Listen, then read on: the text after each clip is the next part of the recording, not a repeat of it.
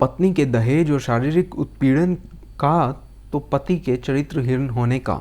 एक बार की बात है, एक पति पत्नी का जीवन बहुत अच्छा चल रहा था, पर उनके बीच किसी न किसी बात को लेकर खटपट रहती थी। धीरे धीरे ये विवाद बढ़ने लग गया।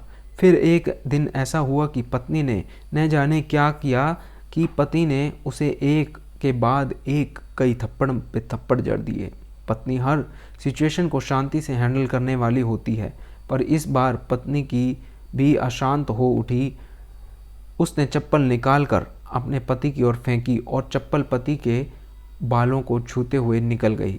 यह किस्सा यहीं ख़त्म हो सकता था, लेकिन पति ने इसे अपनी मर्दांगी की विषय बना लिया और बात बढ़ती चली गई। आस पड़ोस रिश्तेदारों ने भी आग में घी डालने का काम किया। किसी ने कहा, जो औरत अपने पति को चप्पल से मार सकती है तो वह अपने पति की क्या इज्जत करती होगी। बाहर ही ऐसा हाल है तो अकेले में क्या क्या करती होगी। ऐसी पत्नी पतिव्रता तो बिल्कुल नहीं हो सकती। यह तो बहू के नाम पर कलंक है। बीवी के मायके वालों का कहा पीछे रहने वाले थे। किसी ने कहा कि जो स्त्री के साथ मारपीट करते हैं उन्हें तो जेल भेज देना चाहिए। तो कोई और कहता, जरूर उसको कोई और पसंद आ गई होगी, इसलिए यह पत्नी के साथ अच्छे से नहीं रहता और मारपीट करता है। बात कोर्ट तक पहुंच गई। दोनों पक्षों ने एक दूसरे के खिलाफ केस फाइल कर दिया। पत्नी ने दहेज और शारीरिक उत्पीड़न का तो पति ने चरित्रहीन होने का आरोप लगाया। 3 वर्षों से अधिक समय के लिए केस चला था।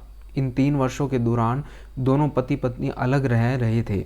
इस समय के दौरान पति पत्नी की आर्थिक स्थिति कमज़ोर हो गई थी। जो उनके करीबी थे वह पैसे के नाम पर मुंह फेर लेते थे तो कोई मोटे ब्याज से देने के लिए राजी होता। आखिर में वह हुआ जो माँ बाप और रिश्तेदार चाहते थे, डाइवोर्स। पति पत्नी खुश हो गए और रिश्तेदार भी। 5 साल की सुखद शादी और एक सुंदर बेटी होने के बाद मिले इस डाइवोर्स से पत्नी मूक थी और पति शांत था। इत्तेफाक से दोनों पक्ष खुशी मनाने के लिए एक ही चाय की टपरी पर बैठे। आमने सामने पति पत्नी भी रिश्तेदारों से दूर एक दूसरे के सामने मेज पर बैठे। पत्नी ने पति से कहा, अब तो खुश हो गए ना, जो तुम चाहते थे वह हुआ, मुबारक हो। पति कहता है, तुम भी तो चाहती थी, वैसा ही हुआ, कॉन्ग्रेचुलेशंस। पत्नी ने पूछा, तलाक को तो तुम जीत का प्रतीक समझते हो। पति चुप था। थोड़ी देर की शांति के बाद पति ने कहा, मुझे तुम्हें 15 लाख रुपए अभी और हर महीने 13,000 रुपये देने का आदेश है।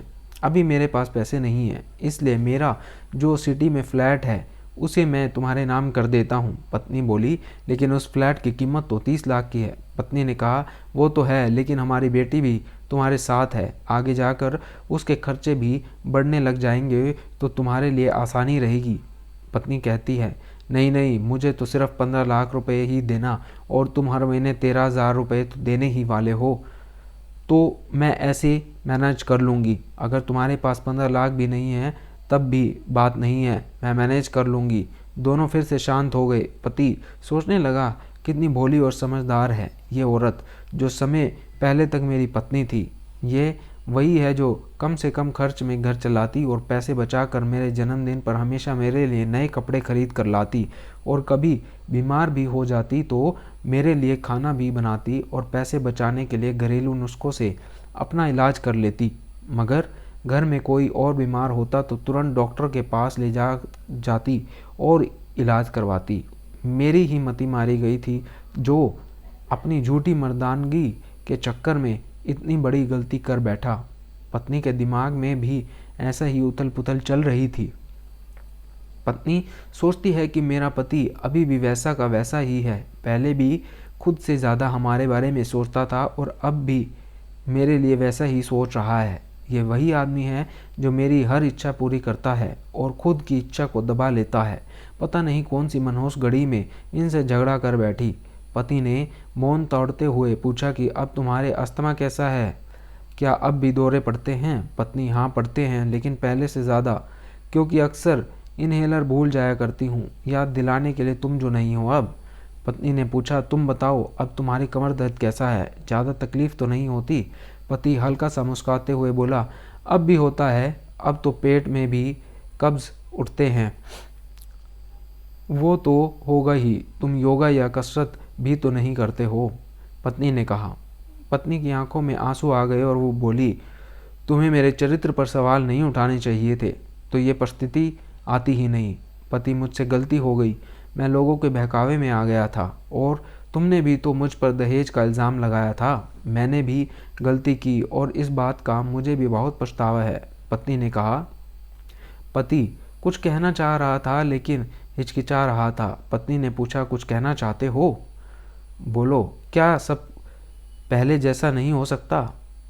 क्या मतलब? पत्नी बोली, मतलब कि हम फिर से पहले की तरह पति पत्नी बनकर, सच्चे दोस्त बनकर नहीं रह सकते। पति बोला, पर ये डाइवोर्स के पेपर दिखाते हुए पत्नी ने कहा, फाड़ देते हैं। पति ने अपने पास रखे डाइवोर्स के पेपर फाड़ते हुए कहा। पत्नी ने भी अपने पास रखे डिवोर्स के पेपर फाड़ दिए। रिश्तेदार और माँ बाप सब हैरान हो गए। पति पत्नी एक दूसरे के हाथ में हाथ पकड़े अपने घर की ओर चल दिए।